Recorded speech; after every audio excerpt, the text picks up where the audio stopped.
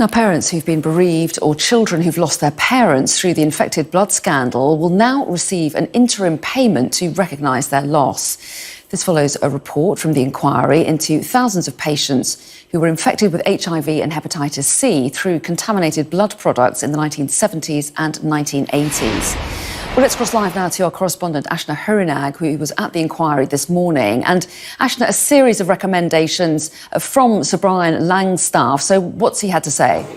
Well, this report is about 100 pages long. As you say, it's the secondary interim report. Last October, it was recommended that interim payments should be given to the partners of those victims who were part of this, who were infected by the contaminated blood scandal that started all the way back in the 1970s, and as recently as 1991. This latest recommendation of a number there are, but the main one being that compensation payments will now be given, interim payments will now be given to bereaved parents, but also bereaved children. Here is Sir Brian Langstaff, chairman of this inquiry, giving his reaction to today's announcement.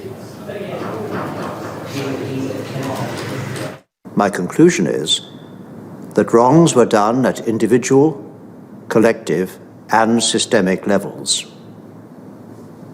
I will set out the detail of what happened and why in my full report.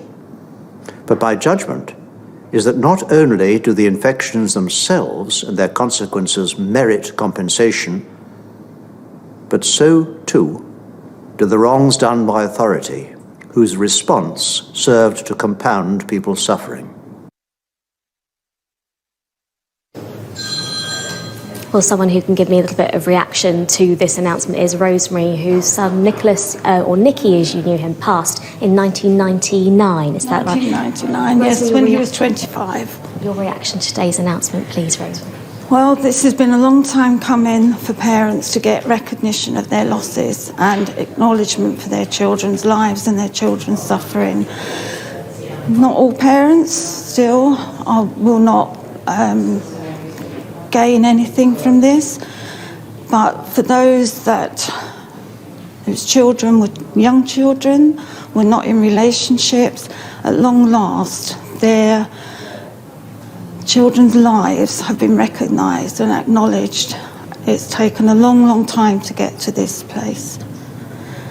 We now have to wait for the government to respond to Sir Brian's recommendations.